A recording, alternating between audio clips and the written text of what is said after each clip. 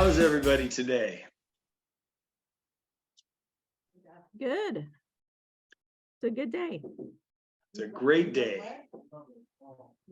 So after my little debacle, of my people not signing, I had some other folks I've been working with send Dale me all their information. And That's she got cool. them pre-qualified and like. Nice. That's good stuff. Good stuff. All right. So we can kind of get this going. Does everybody know why they're here? Step up. Step up. I like that. That's the main reason. So what do you guys want to learn today? You want to learn about data points and data versus drama? It was like, yo, right on. Well, we're going to give you a little bit of that, but as you know, when I do this, it's all kind of interactive. So keep your screens up, be ready to unmute yourselves, because I like to engage and involve everybody. And now we've got Patrick on here too, and Christine jumping on. All right, well, I'll wait for a few seconds for Christine. Miss Rockstar.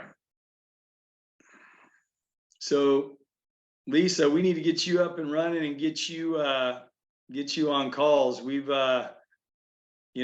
with 31 agents on the flex team, we don't have enough people answering the phones, and we just got our allocation bumped up by about 30%. I just got our new allocation that starts tomorrow, which is 180 something leads, and we always end up with more than we're allocated. So far, we have always ended up with more than we're allocated for. So we're going to be back to kind of how it was, I think, last June, July, and August, which is nuts in a good way, by the way. So anyway, exciting stuff. You're hearing it first here. So I'll be going over it all next tomorrow at the meeting. So anyway, what is drama when it comes to buyers and sellers? Clients. Well, yes, but what kind of drama do the clients have? Finance issues, maybe, like if they make a big purchase without communicating. Yeah, definitely. What are some other issues? What their next door neighbors are telling them. Always, it's the armchair real estate agents, 100%. They think they know better than we do. I don't know. And then they get their licenses and find out real quick, oh, this shit ain't as easy as I thought it was. I always love those. What else? What else creates drama in a I have one. One of my clients met the owner of the property, and they're communicating directly when they shouldn't be. That can create drama, definitely. We do not like, and that's something I don't even have in here to talk about. So remind me to bring that up if I miss it, and let me just add that here. Clients communicating. It's funny. If you ask anybody, they'll tell you they're a good communicator, and they tell, oh, I got this, I can talk to them. You know what? Communication is more what's not said. And communication is making sure the other person understands what was said or the message tried to be delivered. And clients communicate. That's why we try and keep the clients apart until the very end, if at all. It's not that we don't want them to know each other and feel all warm and fuzzy together. It's just then they get to talk and they think they know best, and they can fuck up a deal faster than anything. And you get to the end, and a lot of times what happens is, oh, everybody froze. That must mean it's me. Waiting for everybody to unfreeze. Uh-oh. Yeah, you're cutting out, Wes. Mine is unstable. Yeah, I know. I see that. This is why. I usually like the office better. It has better internet. We'll try to get through this as best we can. Can everybody hear me now? Okay. So, and Gina Marie threw up in their interest rates, but clients communicating, you want to keep them apart at all costs, really, and not let them communicate. What else might create drama in a transaction? buyers asking for money back or changing of terms? Yep. Negotiating or renegotiating, absolutely. All great answers. What else? Has anybody encountered anybody saying, well, I think the prices are going to drop a little more? The market, exactly. The market. Like every other day. Exactly. Yeah. So by the way, thank you everybody for your answers and interacting. So if somebody were to ask you, when's the best time to buy a house? What would your answer be? When you find the house that you love, and I don't like to use the word afford, but what's in your budget. You know, a lot of people talk about interest rates. The rates are the rates. You can't control that. But when you love a house, let's purchase this home. I think I want to use the folks, Wes, who didn't make the offer yesterday. When I was going over the comps with them, because the husband was for sure that he was smarter than me, but I dealt with people with him, so I know, let them think they're smarter.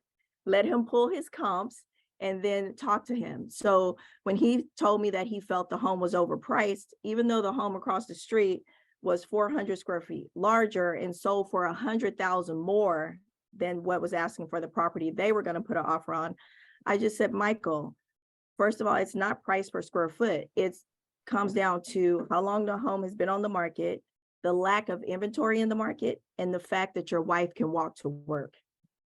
You know, the location itself. So I tell people, if you know, this is the home for a lot of other reasons other than, you know, you saying it's going to drop. Home prices aren't gonna drop. And I even posted yesterday how many cards was left at that property, and it was only on the market for 3 days. I was out showing it again yesterday, actually. So I say, when you find the home that you love and it fits within your budget, jump on it. That's what I say. 100%. Best time to buy a house is when you find a house that you love and you can afford it. I do use the word affordability. If you can afford it and you like it, buy it. This is what does it matter? If you're trying to time the market, let me know how that works out for you. I'll come back to you and talk to you in 2 years and you tell me how trying to time the market worked. And you know why? Because right now the market's freaking shifting. And this is when I say it's drama versus data. And first off, you're going to have drama. I mean, for all the reasons you said, everyone said. But when you have talk points and data points, you know, you can, I don't want to say combat that. I say combat, but I wouldn't use that word like in front of them. Misty actually said the first point I have on my list. Always empathize with them. Always empathize with them. I can understand how you'd feel that way. You know, you never want to make them wrong. You don't want to go, well, you know, I think you're wrong because here's the. No, I can understand why you feel that way. You know, and did you, you know, and where do you get, you know, like, especially when someone says, well, I think the market's going to drop more. Great. I can understand how you would feel that way. But can you explain to me where you're getting that information, or what would make you think like that or feel like that? Seek first to understand and never make them wrong. Worst thing you could do, you'll lose them as a client. Because nobody wants to be wrong, right? I mean, we'll fight and argue and find every reason to justify being right. So always empathize with them. But again, ask more questions. Try to get to the root of what is causing them to feel that way. What's causing them to resist or not pull the trigger or hold back or anything, you know. Rates, you can refinance in a couple of years. Yes, rates are going to drop. And when rates drop, prices go back up. By the way, the market's shifting, but you won't see that for 60 to 90 days. Why? Because the solds will not reflect it till that time. However, here is a clear, and this is what data points and talk points are so crucial. And why, in my opinion, you should be looking at the market daily. And you guys hear me, I throw the numbers out there every meeting, every chance I get. And if you want data points and talk points, call me, I'll give them to you. So right now, and I just did that at a meeting this morning. I said, hey, guess what, everybody, the market's shifting. Why do I say that? Because number one, in Brentwood, the inventory is down by 10% since January 1st. Down. Inventory typically is up by about 20% as a normal after January. coming after the holidays. People start putting their houses on the market. You know what else? Pendings. Pendings are up by 70%. There's 69 houses pending now in Brentwood, where that's up 70%. There was only like 41 back on January 1st. So what that means is we went from having a 3-month, 3.5 months of inventory to having 1.5 months of inventory on the market right now. So if you want to time the market and you think prices are going to fall, I understand. And you know what? You might want to, sit back and take your time, watch it, wait. I'm going to be here for you. I want this. This has to be the right experience for you, and you've got to believe in it. You got to, and you've got to feel comfortable with it. I am merely someone who wants to help take you through this process and provide as much information and data points as I can, so that you can make educated decisions. So that's why I always ask, like, okay, where are you getting your information? Where are you, why would you say that? And by the way, if you watch the national news, they tell a whole different story than what we're seeing here right now. National news is really not ever representative of East Coast and West Coast. It's just not. It's pretty much more representative of everything in between. So does that all make sense so far? Okay. So yeah, never make them wrong, or they'll or feel bad. You just don't. And you are always them, and just reassuring them that you'll be there whenever they're ready. And when you're working with people, when you start off working with somebody, here's something most of us don't do. As soon as you start working with somebody or start working with a buyer, ask them what their mindset is or their interpretation is of the market right now. Why not ask them? It's a great conversation. I guarantee no other agents are asking them. They might look at you funny. They might tell you. They might say, well, why do you ask? Say, well, because I want to understand, where you're coming from, so I can better serve you. Because if you think that prices are going to continue to fall, well, let me take you to a few houses. Let's watch these that you like. Let's watch these houses, and you know what? Let's see how much they end up, to see how quick they sell and how much they sell for. How many days on market and how much do they close at?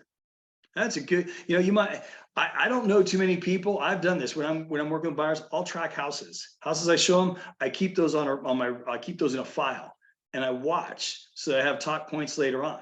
Of course, and that's also kind of lends into the conversation of, when do you have to be moved by?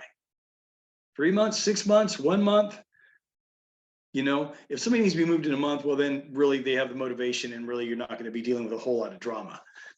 Some of the drama you might deal with is the negotiating, or you get a report and it's a bad report. Hopefully the listing agent's good and you have the reports done up front, so you don't have to worry about that. But in Misty's case, and I'm very familiar with it, there was a little bit of, so some of Misty's drama, and this is drama, by the way, right?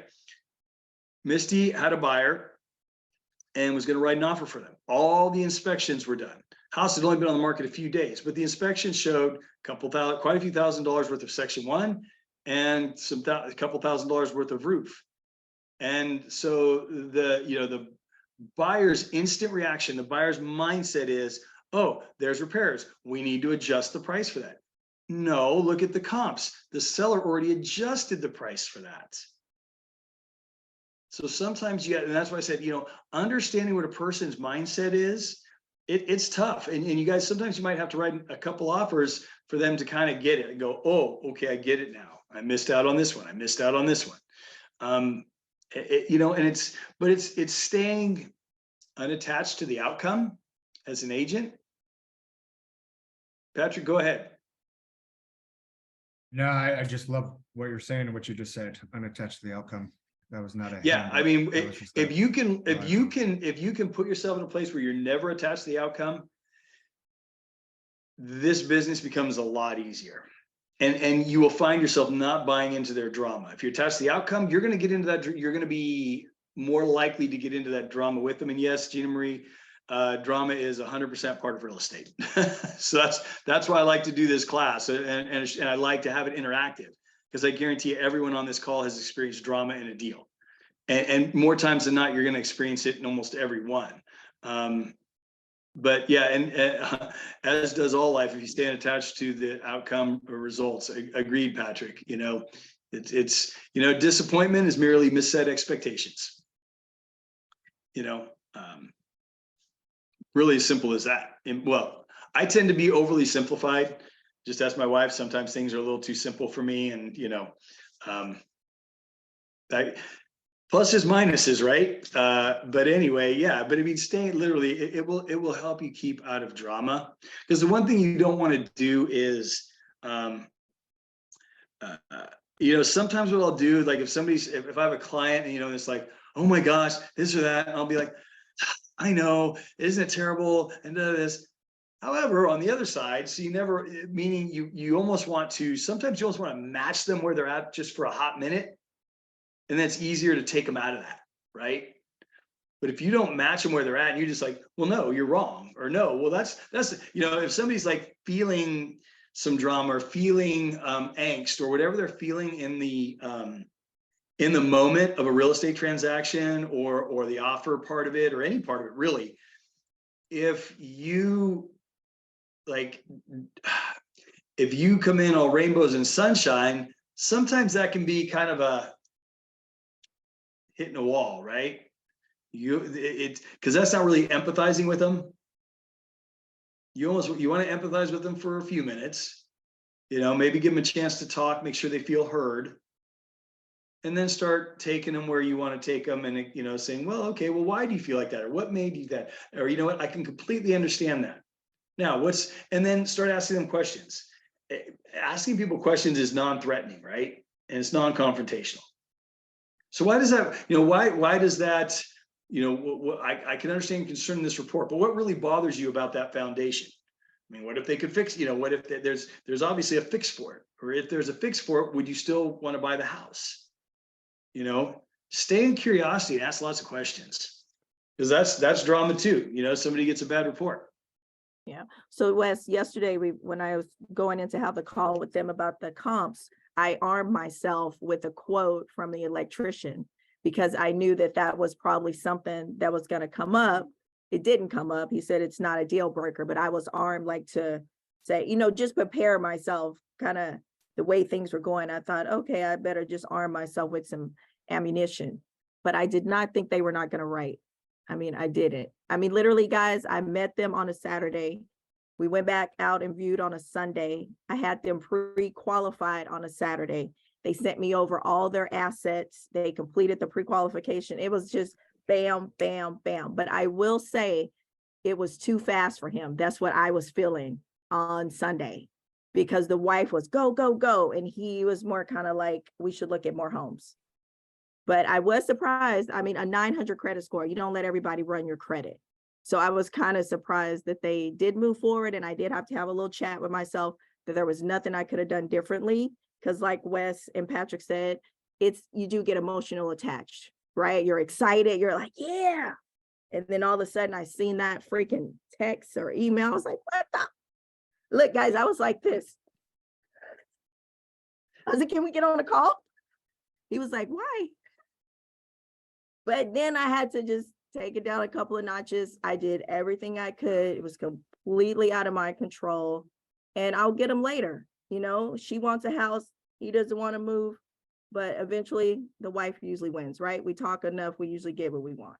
So, but I did have to talk to myself to say, hey, don't get caught up on Michael and Jamie. Just follow up and move on to the next. I still had 2 other showings. So, but it is that emotional part that sometimes it's hard not to get. When you have enough leads, it definitely, and that's part of the trick of this business, is making sure you have enough leads, or enough of a lead, you know, a pipeline, because, you know, it's a numbers game, right? And not somebody may seem hot and they may be all over, then all of a sudden, bam. And by the way, yes, the woman's typically going to win, and don't discount that. They may be back on your radar tomorrow. It can happen that quick. But again, you know, talk points and asking lots of questions and having data for people, that helps to kind of calm them and answer questions. When you know, if somebody's in drama or in a state of being upset or whatever they are, there's a reason for it. And make sure you really dig to understand that reason, because then you can fix it, if that makes sense. Or then you can kind of give them the talk points to get them out of that part. Most of the time, sometimes not, you know, I mean, sometimes it's just, it is what it is. And then empathize with them and just like, no, you're not going to win this one and it's okay. And just, you know, accept it. Gina Marie, what would you say to the agent when drama comes up, they feel the fix is paying for things for their clients? Sometimes, yeah. I mean, you know, to me, I look at it this way. I look at there's a cost of doing business. I've always believed that from day one when I got into this business, and even before that in my other lifetime. And I've always said, you know, in the past I had a team, and I would always tell the team, like, look, if there's issues and it can be fixed for less than $500, do it. You don't need my approval. Like, this is just the cost of doing business, right? I figure every deal is going to cost me a little bit. I'm fine with that. You know, if that just makes it easy, because then it takes the drama out of me. I don't even have to do like, oh, I got that. And then I'm on to the next. I don't want to be bothered by it, depending on what it is. You know, not every time. I mean, and a lot of times I'm a little more hesitant these days, just throw money at a problem to make it go away or drama to make it go away. However, sometimes that's okay. How do you know you're not taking advantage? You know what? You don't. Sometimes you are. That's okay. Whatever. I'm not gonna, I know who I am.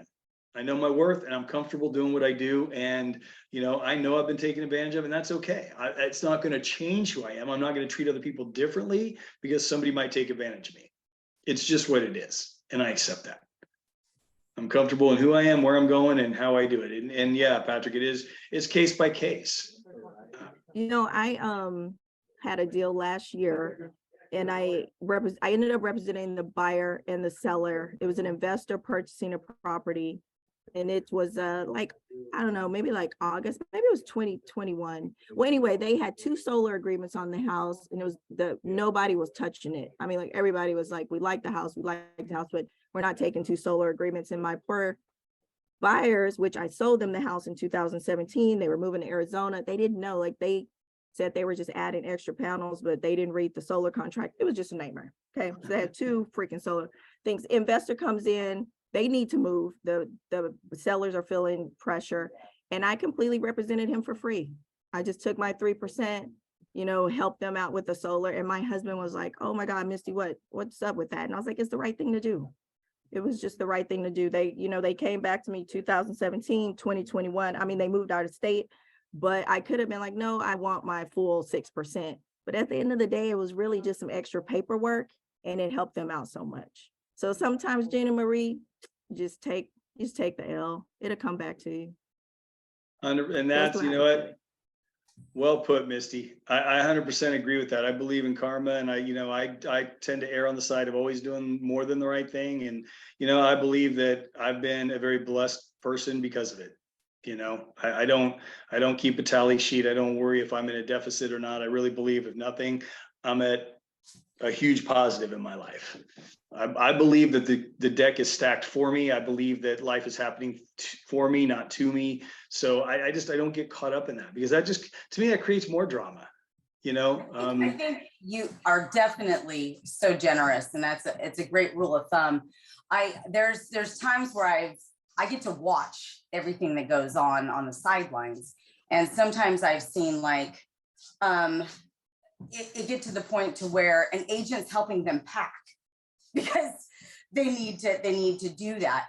Do you ever feel like there's a time where there's like, okay, there's boundaries? And I know that you answered that for you yourself. I'm just wondering, what would you tell like a new agent? You know, like somebody else, like how do you guide that? Yeah, that's a great question. I mean, I want to hear from everybody else. I would be reluctant, honestly, to help somebody. I guess it's, again, it probably depends on the situation, but if somebody's coming close to a deadline and they left something in the house, let's say there was a cabinet that had something in it. I've heard of that before, where they're like, oh, you know, everything is packed, but I moved out of the area and there's a box somewhere. Can you get it for me? Like, I'd be willing to do little things like that. But if somebody's like just wanting to help pack up their whole house or something, I think that's going a little overboard. You know, I would go with my gut feeling. You know, sometimes people will take advantage. We're human. It's just the way it is, right? And if I felt that someone was taking advantage, definitely not. And I would say something to them about it, like, hey, you know what? I'm going to do whatever you need me to do, so we can make this happen. But everyone has a point where a breaking point where you have to say, like, no, this is too much. Like, I sold a house in Antioch, and the bathroom was pink, and I was like, I'm not gonna be part. I just know we need to do something to this. It was wallpaper, so the seller had it painted, but it still looked like crap. So I said, forget it. I'm just gonna go ahead and just pay for this myself. It was like $2,000, and then at the end, I was like, damn, I should have charged him 3.5. But I did it. But I did it, and I just said, you know, did I really want to sit in here for people saying, oh, the bathroom, you know, because they do, it's those things. So I made the point to say, I'm just going to do it so we can get this house sold. Did the seller make out like a fat rat? I worked like a dog. The house, I'll send you guys some pictures. The house was yellow before. It was, I did a lot, but it was, at the end of the day, I'm like, okay, I want my commission. And he didn't ask me to do it, but then I kind of felt a little used, because every time I told him to come over and help, he would come really late. And by then everything was like moved around, and yeah. So we all have a breaking point though. Yeah. I want to jump in on something real quick. Sorry, I got to say it. Do you have before pictures of that and after pictures? Okay, so I didn't get the freaking pink bathroom, and I'm so mad. I even asked No old him if he MLS have it. photos, nothing? I looked like the even previous old listings? MLS That photos, would be but a I do badass have a before and picture after. of the yellow house and after. So I do have that, but not the freaking bathroom. All right. Cool. So you guys, you know what, it really just depends, right? Like I could tell you stories for days. I've been doing this so long, but you know, one thing I don't do, packing and moving, that's where I draw the line. You know what, let me hire some people. I'll send them over to help you. I'm not going to do it. That's just where I just don't do that. You know, I've gone as far as fronting people money and recouping it out of escrow. I've gone as far as paying for it myself, paying this, that.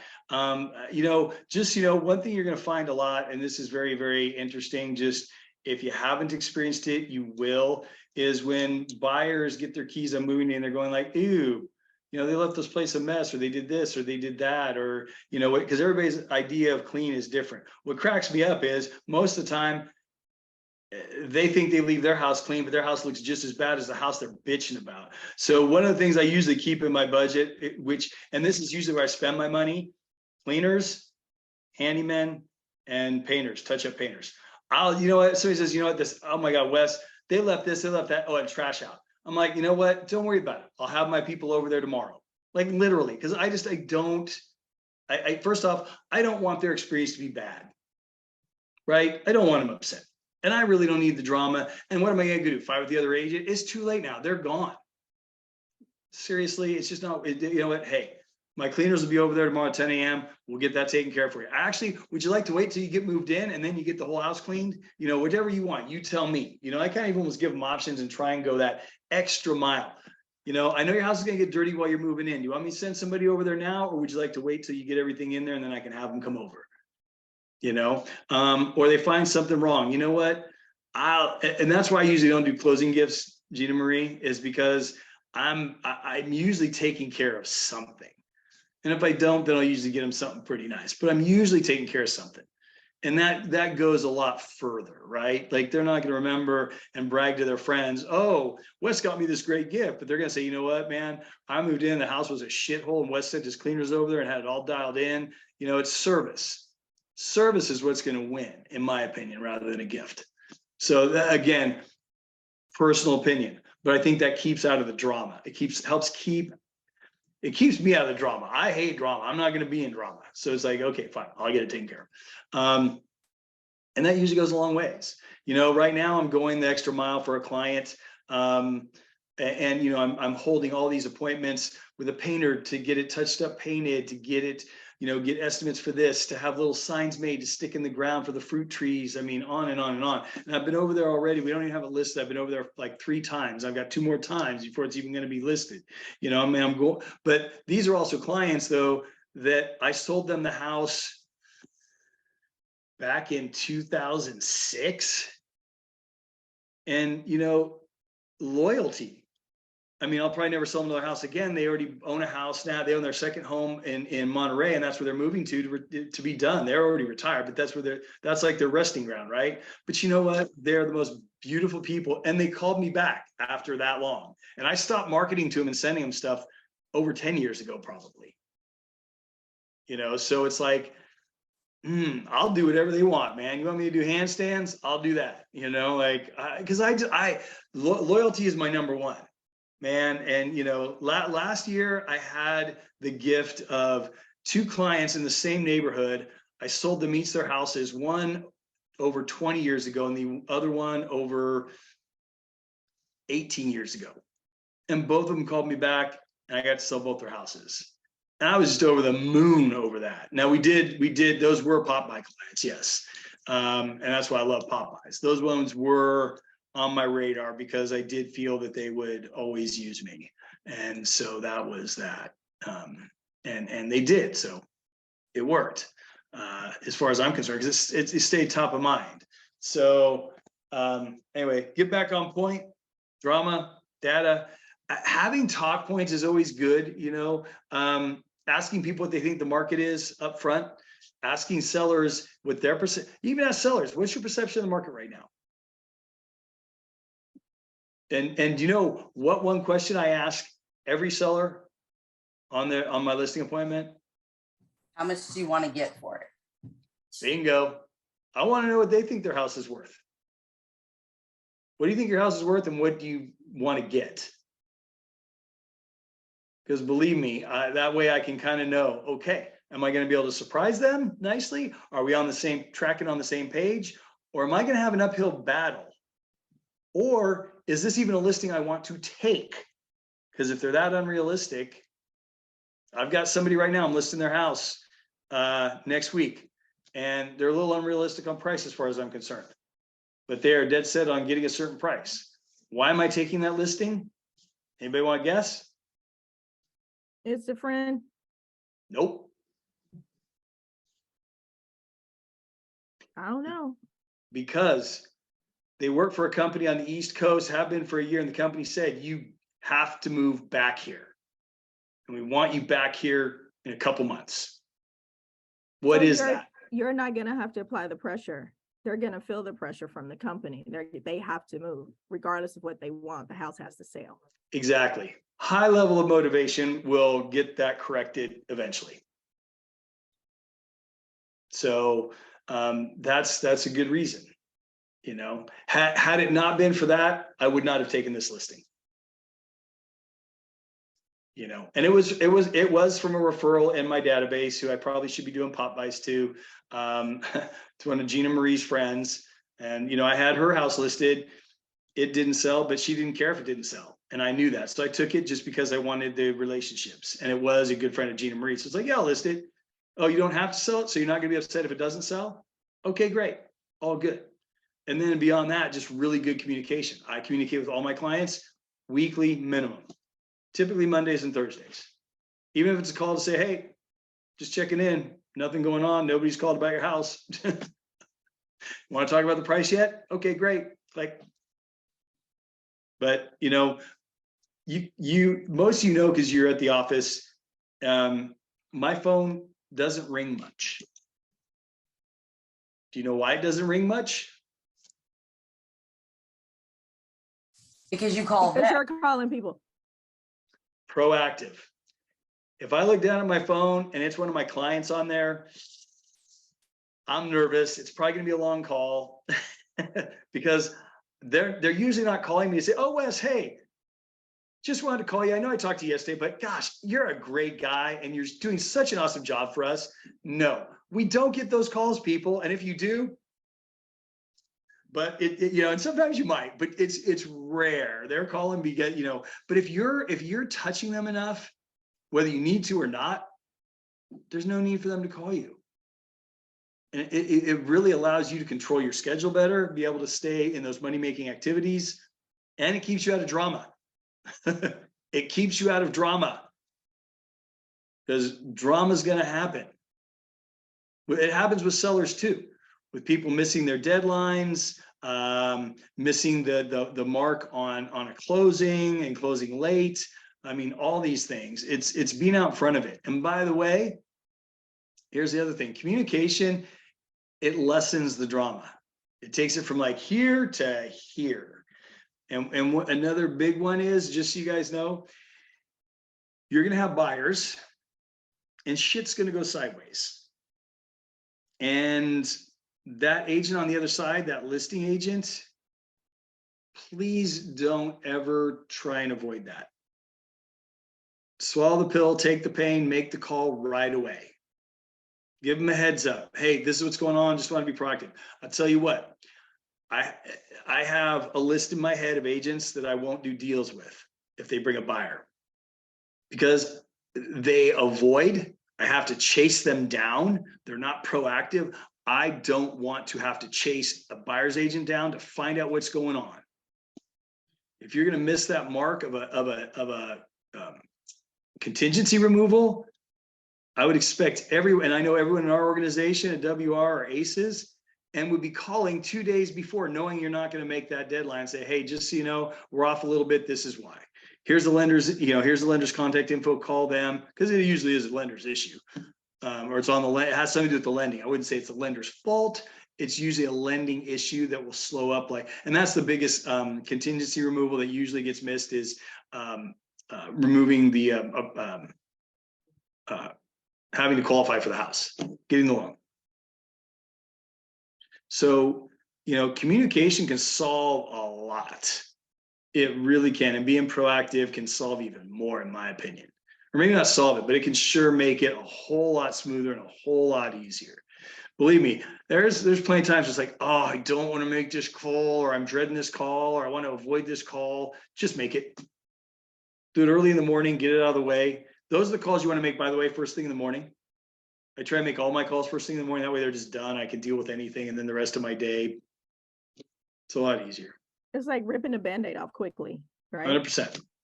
100%. Any questions right now on anything we've talked about? Melissa, because you've done a few more deals than most people here. Anything you run into that you would love answers for, or anything? No, I just support everything you're saying. I mean, I know that the one I'm working on right now, we just came from inspections. The main reason our offer got accepted is because I've done a deal with her and we had great communication before. She even called me yesterday, which was the day before inspection. She's like, so I have bad news, but we handled it, and we already came up with a game plan if something goes south with, the inspection. So we both are like tackling the problem together, like as a team, even though we're on opposite sides. So I think that communication though is huge, like you're saying. I think that's a great tip of what you're saying though too, is especially for newer agents. I still feel this. So I think it's great what you're saying, calling them at least once a week, twice a week, because sometimes they don't understand the process. They don't know all of the things that we're doing in the background. And me going through selling my own home recently, it was a great perspective of knowing I know what's going on the background, but man, I don't think my buyers always know, or my sellers always know. So just little things, even though it seems stupid to call them, like, hey, this is what we're waiting for. This is what's happening. Even if you don't have the answers, that's something I've definitely taken away from shadowing you in the office, is just letting them know ahead of time, even when you're working with just buyers, like, hey, I haven't heard from them yet. I don't have an appointment confirmed yet. I'm going to give them another call in the next 30 minutes. Just wanted to give you an update, like, especially with Zillow, when you're first getting connected. I feel like it makes me look bad when I can't get a hold of the agent to confirm that showing. And I'm like, great, this agent's making me look like a stupid person and I don't know what I'm doing. And it really has nothing to do with me, but just communicating that with that Zillow lead and just saying, hey, I haven't been able to get a hold of the sellers just yet. You've always said, don't blame it on the seller's agent, just using that general term versus saying the agent. It's like, hey, I can't get a hold of the sellers yet. I'm going to try calling again. It's been, an hour or so, but I'll try them again and get back to you, So sometimes they're just, need to know. And then I think you fill out your clients. You can fill out the ones that really need to know every little detail. And then you have the ones that don't want to be bombarded unless you have some hardcore facts. So. Great points. And yeah, I'm going to call people until they tell me, Wes, you really don't need to call me, you know, or don't send me a text. I could have been in an email. Okay, great. Great. But let them tell you. Most of the time they won't. I've hardly ever gotten that. I have a question for you. Do you, I know that there's so many different moving parts to a transaction. Is there a tool that you use to stay on track, or something that you could recommend to a new agent? Called the transaction coordinator. Oh, okay. Simple as that. And everybody is required at WR to use a transaction coordinator. And I don't know why anybody in this industry wouldn't. You're a sales agent. Sell. That's what you do. That's how you make your money. Let them, they will keep it. If you have a good one, they're on top of the paperwork. They will be telling you what's missing, what's behind, what's coming up. If you need to make a call to an agent, they are really an integral part of a transaction. Integral part. I so rely on my transaction coordinator. I really don't even, I used to put the dates in my calendar of when certain things were due, when it's supposed to close. I don't even do that anymore because I know my transaction coordinator is so on top of it. And yes, Jean Marie, I have people for that. I have people for most things. I know my lane. I think that's important though, because I definitely agree. I would never want to do that stuff. It sounds, I don't mind tedious work, but I'd rather just be out showing the properties and have someone else keeping me on track. And I think that's another thing. Like today we were talking with my client and I just said, you know, he asked a question about one of the forms that my TC sent over. And I said, yeah, I'll pull it up and look at it again, just to make sure, you know, but that's why me and Deb work together, make sure you don't miss any of the deadlines. We're here to help support you, you know, trying to relieve some of that stress that comes with making a purchase and letting them know that there's a team behind them. It's not just me, you know, too, because if life hits the fan, because we know pretty much all of us have families that something happens and some shit hits the fan. They need to feel like they have more than just you in their pocket, you know, a support system. And I think that's really important to start. And Wes has told me that from the beginning, is use the word we way more than I, because they feel like they don't know who the we is. They don't even know where it's coming from. But they're excited that there's a we involved because it just feels like there's a support system for them. Yeah, good point. Thank you for bringing that up, Melissa. Yeah, get that out of your vocabulary. We. It's a really powerful one. Even if there is nobody else, let them think there is. But yeah, a good TC, Deb and a good TC, she copies me on everything that goes out for signature. And says to people, I'm sending you this. If you have any questions, call Wes. But this also helps me to know what's going out, right? So I'm on top of it. Most of the time I glance, I delete it. Like okay, great. And I know the forms backwards and forwards for the most part, so people call me. I actually had to sit down and go through disclosures yesterday with somebody, and there were some of them this was an engineer, and I was like, oh my gosh, like, I'm having to explain this stuff, and I'm going, well, it's pretty simple to me. This is basically what it means. No, I want more information. Like, what does that mean? Like, I want more answers. Like, oh my God, are you kidding me? I'm the wrong person for this. It always cracks me up when I get an engineer, but nonetheless, I knew he was, so I sat down, took the time, came into the office. He wanted him. I can't remember the last person who wanted to actually physically fill out the disclosures. I love it that we can just send them online. It's all good. But yeah, all great points, everybody. And Melissa, it's nice that, you've had a lot of personal experience lately with your deals. So when, it really gave you, I think, a different perspective into a lot of things. And yours was not easy. So you had, and you're going to be your own worst client. I mean, it's just, my joke is I don't buy houses from other agents that other agents own. They're the worst. Sorry, no offense, but it's challenging to deal with them. You know, they usually think their house is worth more than everybody else's, even though they're trying to tell everybody else why their house is worth as much as they think it's worth. So it's like, yeah, sorry, but most of the time, agents' houses are overpriced. Just saying. You know, I showed one this weekend. It's so funny you say that. So I showed an agent's house this weekend. It's a lady I know from EXP. I didn't know it was her house. The client sent it to me. I looked it up. I was like, oh, I know her. So she, we toured the house, and then a client wasn't interested. It was just closed. But I was so disappointed that it was dirty. Like the house was dirty. She's an agent, and I couldn't believe it. And then so I text her afterwards because they're still living there. I said, hey, it's okay to go home. We're already gone. And she says, oh, Misty, I'm getting so flustered with this house. And I wanted to tell her, just bring the price down. Like your house is not worth what you want. I mean, and it's not that much inventory in Brentwood. It's in Brentwood too. So I'm like, so you're right, Wes. Agents are the worst. Melissa got some great experience doing it. You know, her house was not dirty or a mess. It showed very well. I'm happy to talk to anybody, anytime. You know, but she had the seller's mentality that we deal with, which is, well, I think my house is worth this. Well, but I can't go any lower than this. I need to get this out of it. Okay, sure. It's just right, Melissa. It was a great learning experience. Right. It was like the needle was constantly moving because I was already in escrow on another property. And so I was feeling all those pressures that clients feel when they purchase a home before selling a home. And I don't necessarily think, and I don't have that much experience with this, as obviously as Wes, but I don't know which way is least stressful to sell and then buy, or because then you feel like you have 30 days to hurry up and find a home, or to go into escrow and then try to sell. Like, I feel like it just depends on the person. But yeah, the moving needle was, and it was in the fun time of the market going through.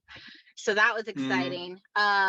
And so I was chasing the market, and I was trying so hard to not be chasing the market, and it wasn't happening. Right. And so it's frustrating as an agent and just as a seller.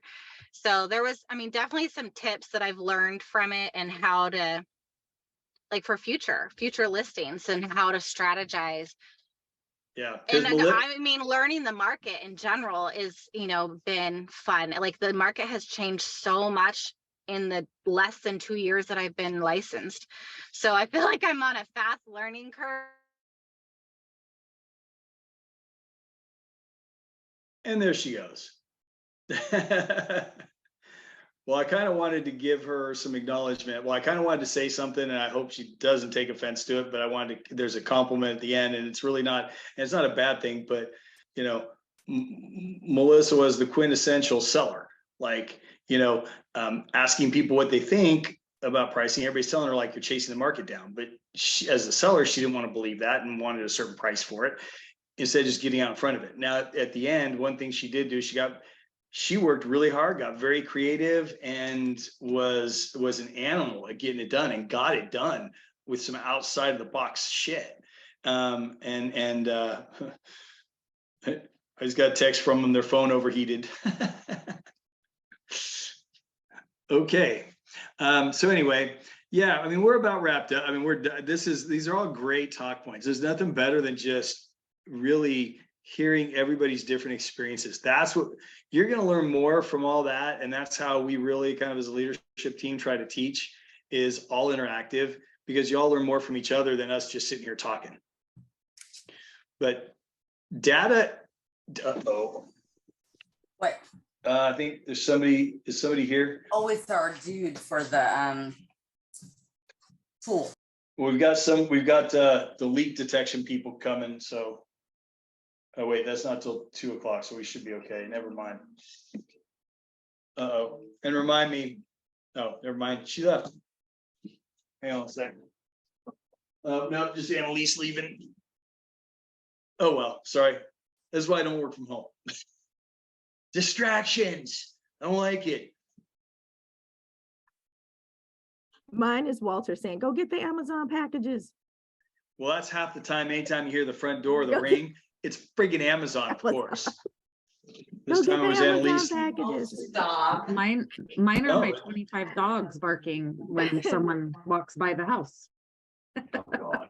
I can move the card. All right, you guys, anybody have anything else? Any other questions, any comments? No, thank you. This was awesome. Wait. What, Misty, you're muted. Oh, I just said it. She's here with me too. She can hear me saying it. For Christine, we kind of talked about when there's drama, this is the way I always look at it. It takes up time that I could be doing something that's going to earn income. And I don't want to sound like I'm just here to make, like just to make money. But when you really think about how am I spending my time right now, like this, let's just fix it, right? I don't want to spend 3 hours on drama that I can just fix. Like, just fix it and let's move on. Because you can just get drained and sucked into it. And then 5 hours pass and you can never get that time back. 100% agree. And by the way, every transaction, it is stressful. Real estate is stressful for buyers, it's stressful for sellers. Yeah. I've been both. But for me, it's just a dang transaction because I move all the time. So for me, I could, does this deal make sense? All right, whatever. And she's seen me like it's nothing to me.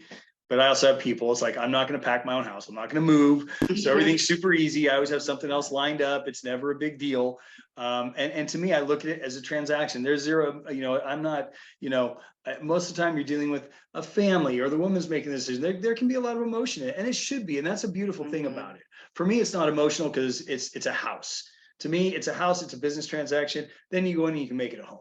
But I'm very different. And sometimes I actually have to step out of that, remind myself, because sometimes I can be a little insensitive with people. And I know that. So it's just an awareness I have to have, it's knowing how you are and then just being aware of it so that you don't put that on someone else who is not that way necessarily. What would you say to the agent that beats themselves up? Like what's a tool that you use to bring yourself back to don't get emotional about it, don't beat yourself up. You have to just, that's training yourself not to. I mean, it really is. It just takes time. I mean, I don't think you can just shut that off. If that's how you're wired, that takes some rewiring. It takes a little time, but just baby steps, find an outlet, have affirmations. I mean, I don't know. That's a tough one. I mean, I've seen people that can't make it. Similar to all things in life, like a lot of these questions are the tough part, like beating yourself up or getting taken advantage of. It's, to me, very similar to like all aspects of life, your relationships, your whatever. It's like finding your healthy things to focus on. And like you said, if you're wired that way, baby steps to rewire yourself is what I'd say. Like, and surround yourself with good things, people that inspire you, people that support you. What I'm finding too is sharing. So like if there is something that you're feeling like you're not doing right or not good enough, sharing it with your peers helps you realize that you're not alone and you're not the only one that's gone through something like that, that you're more normal than you think. And that's also with most all aspects of life, right? The more you share and talk it through, you realize like, oh, I'm not the only one. Other people have gone through this too. It's a big reason why we do the WTFs is because so people realize that typically they're not the only one that experiences these things or they go through that, or so you have that reference point when it happens to you, because it's amazing, so many people who don't have a good support team or aren't around big groups of people and don't have the ability to share in anything in life. They think they're the only one. They think that's their story. They think they're by themselves. How many times have you, I mean, we've all experienced this. Like you think like, oh, I'm going through, what was the last thing I did? It was like something happened or, I think it was my shoulders. I had, and it was like everybody, oh yeah, I had that surgery. Oh yeah, this and that. Like, oh, okay. I'm not, I hate to say it. None of us are really that special. It happens that I guarantee you there's more people who share more of what's happened to you than you even realize. It's just, most people don't, they're afraid to talk about it. They're shy or they don't. And we love to just have an open forum where it's like, hey man, nothing's off the table. Share it, because it'll benefit somebody. I promise you. Your story or what happened to you, your WTF will benefit somebody. I think encouraging that is probably the most amazing thing about our culture, is that everybody feels like it's a safe place to be able to talk about that. And it's always a great learning and encouraging to hear it. Yeah. It's all good. Well, you guys, thank you so much for making the time. I love this. You two are crushing it. Be ready. I think the phone's been ringing a little more. I think it like yesterday or Sunday ran like 8. I think it was 8 connections or something like that. It's a lot. And you know, typically with 180 connections, it's going to be over 200. Typically, you got to figure the last 2 months we've averaged actually about 170 to 180, and our allocation was 130 and 140. Do the math on that. So, okay, get I'm ready. get ready.